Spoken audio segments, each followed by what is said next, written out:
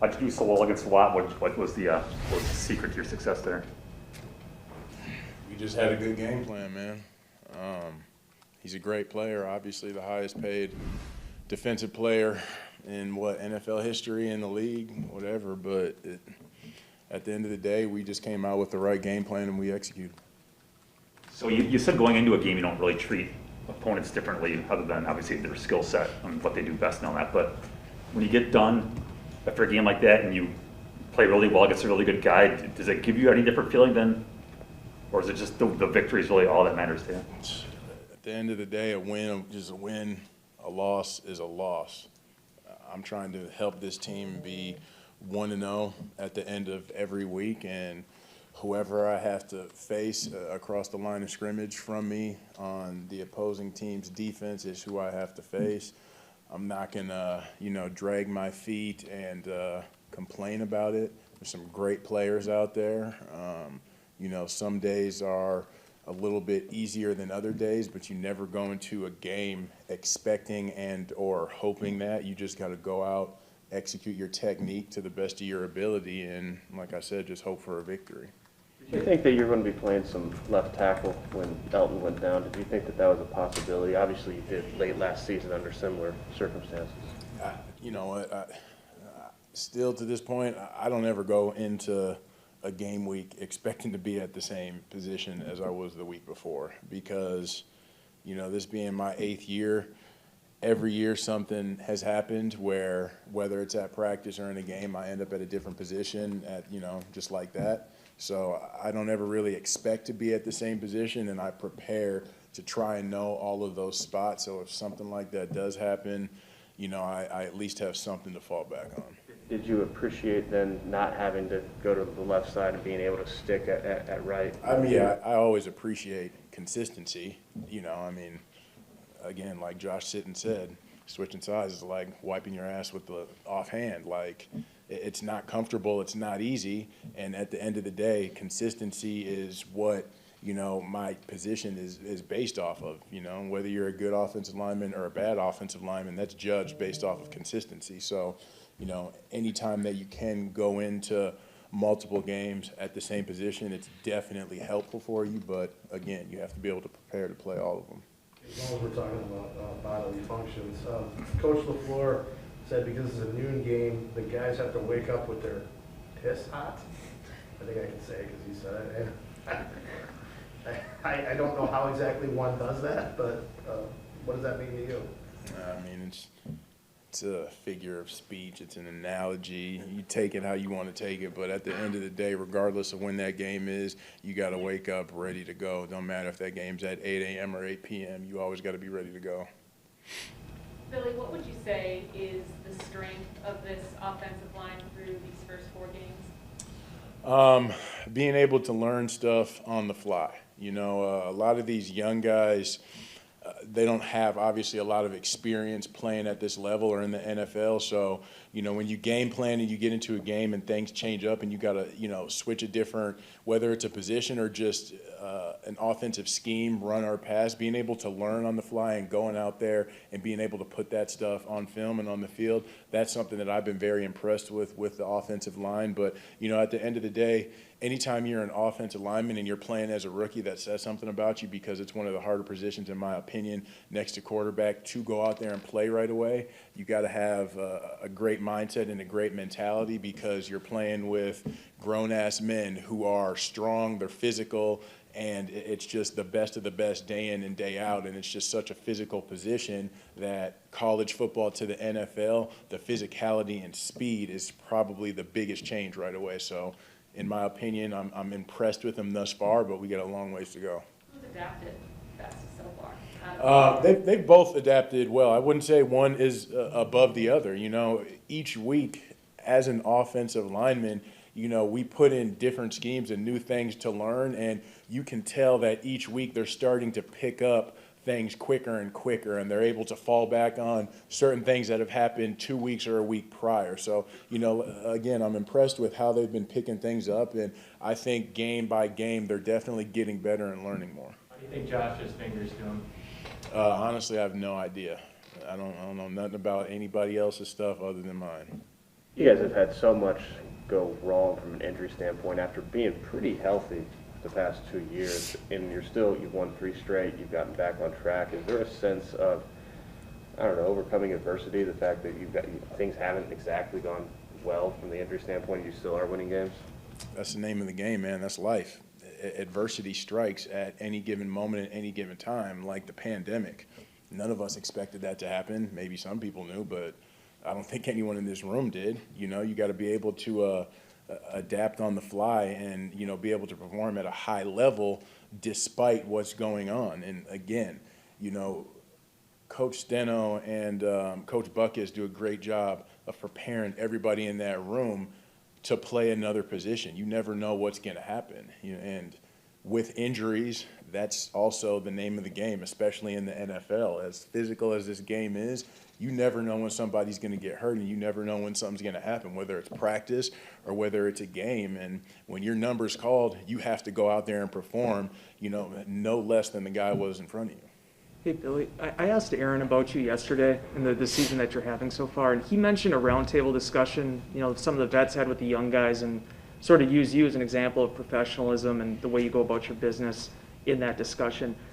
During that, he mentioned an example of your pre-practice routine and how you kind of do the same exact routine every day. I'm curious about that. Is that something you've always done, and how important do you think that's been for you in terms of the consistency side of it?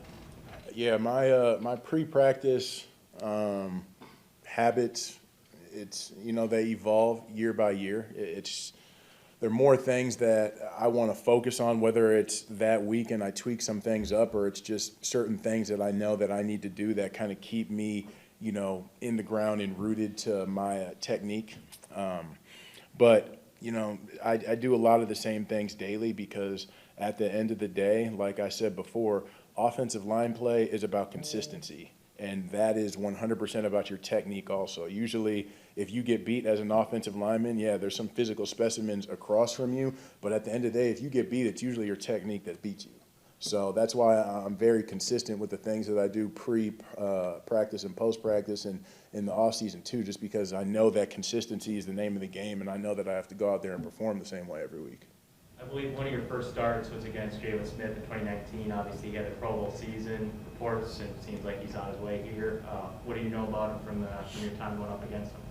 Honestly, I don't know him personally. I know he's a good football player. Playing against him in the past, watching him on film, he flies around. He's an athletic linebacker, and I think he's going to be a great addition to our team. Hey, Billy, you know, we've all kind of had good conversations with you over the years, whether it was when we were in the locker room at 19 or Zoom, about serious topics. And then when we ask you about you, you give us I'm just trying to help the team go, want to know every week. I know it may not You be. don't like my tactics? I know, because I know what you're like when we talk about other stuff. So my question is, you're playing with 4 kids for the last several weeks, and you're holding the thing together. 4 men, not kids. They're, comparatively speaking, They're kids. still men. All right, young men. There you go. All right.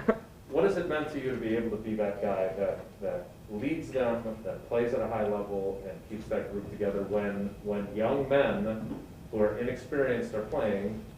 Other teams, there are times where things go pretty badly when that happens. Well, based off how you asked that question, I'm sure you're going to know my response. But those guys, again, they're doing a great job. But when it comes to leadership in that offensive line room, that has not changed in the past 2 years.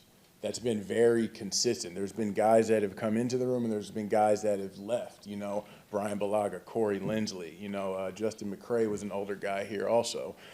With that being said, we approach everything the same exact way. Just because David is not playing, just because Elton is not playing, that doesn't mean that they're not in that room leading. It doesn't mean that they're not on the sideline teaching people, and same at practice. You know what I'm saying? So from that aspect, me being one of the veteran guys that's out there playing with a bunch of young men that haven't had many starts, doesn't really mean anything. You know, as far as I'm concerned, it's no different than practice. They're getting the same teaching on the sideline that they get in the O-line room that they get at practice. And with that being said, I haven't changed my routine, and I haven't changed my tactics as far as leadership goes in the last 2.5, 3 years.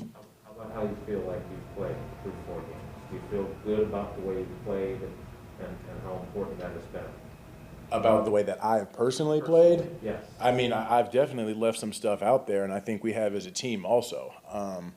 You know, I'd like to say I'm a perfectionist, and I like to go out and hope to play perfect every game, but in this league, that's just something that's not possible. So every week I go and I look at my mistakes and the things that I have done good, the things that I have done bad, you know, stuff I need to improve upon, and I try to make sure I make a point of emphasis to do that the following week. I've played okay. Honestly, I don't really think that I've played great into this point, and I think I got a lot left out there and a lot of things that I can do better, and I'm hoping to do that over the course of this next 15, it feels like, games, however many is left, 13, 16, I don't know. You say you're a perfectionist. Your head coach describes himself the same way. You came in with Matt at the beginning, obviously, in 2019 when he got here. I'm curious, what have you seen as maybe different about him having a couple seasons under his belt in this job compared to a couple years ago? I mean, as far as mentality goes, he's still the same way. He wants to win, and he coaches the same way. He's definitely a little bit more positive, I'd say, over these last couple of years, and I know that he has personally made a point of emphasis and has talked not only to me but some of the other guys about that. And, you know, the state of our country and our world with all the negative things, kind of like you guys have touched on, that happen, it's tough to go into a workplace and despite negative things maybe happening on the field and or off the field, it's tough to go into a place that you're going to be at for 8 to 12 hours a day consistently and have people being negative, you know. And I think amongst the conversations that we have had as an organization and as a team, I think a lot of guys in this building have started to kind of catch on to that. And I think some of the older guys have done a good job with exemplifying that. And I think, you know, a lot of these coaches and or players and different people are creatures of habit. And I think that they've done a great job about trying to change that within their everyday habits.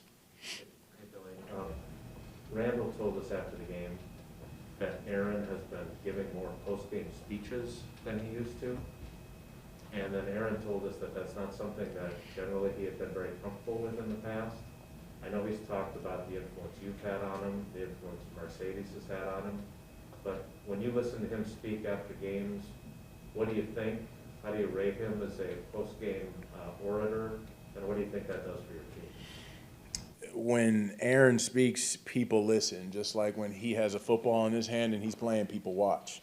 It's no different when he speaks to the team. There's a few guys on this team that despite the topic and despite any situation, whether we're on the field, off the field, in this building or out, and they speak, people perk up and people listen to him, and he's one of those guys. He's very knowledgeable in a lot of categories. And, you know, to me, I don't necessarily feel like he's giving more speeches and or talking to the team more pregame or postgame. I think, and I think that's because, you know, being on the offense, I listen to him talk a lot, and he does talk to the offense on a regular basis. So to me, it's no different, but obviously him and Randall have a lot of history together, and Randall has been here a lot longer than me. So probably to him, he might be speaking up a little bit more, but as far as what he has to say, it comes from the heart, and it comes from a lot of experience and history with things that he's gone through. So you definitely see a lot of guys that kind of perk up and actually listen to what he's saying, and it's kind of cool to see those certain specific guys that speak like Aaron and Sadie's and Tay. When they do speak and say things, you see guys at practice the next day or for the next week, you know, kind of trying to reiterate what they're talking about, and whether that is something that they try to, you know, insert into their technique, or whether it's a way that they carry themselves around the building. The young men. The young men, there you go. Billy, I believe you guys only have one false start this year, which is fewest in the NFL. Yeah. You've obviously been in sync with Aaron for a couple of years now. What are the most important things young linemen need to do to make sure they don't? Is it different by every quarterback, or are there things specific with Aaron that they need to look for? Aaron is definitely different with his cadence than pretty much every quarterback out there, you know, at least that I have seen and or played with. The young guys, they have to pay attention but a lot of things can change at the line of scrimmage. Just because he says something in the huddle doesn't necessarily mean that's what's going to happen when we get up to the line of scrimmage. So you just have to be alert, and you have to train yourself to hear him speaking, even though you're not looking at him. You know what I'm saying? You can't just hear one thing and just completely lock into that, because things change so quickly, especially in this league, and the way that Aaron can read defenses and change things and get us into the right position. So that's just one of those things that you kind of slowly but surely start to pick up when you're in this offense and when you're on this team, because, a young guy comes in here in the spring and or in the summer, in comparison to the time when you get to the season, they're completely different, just because of the repetitions that you get.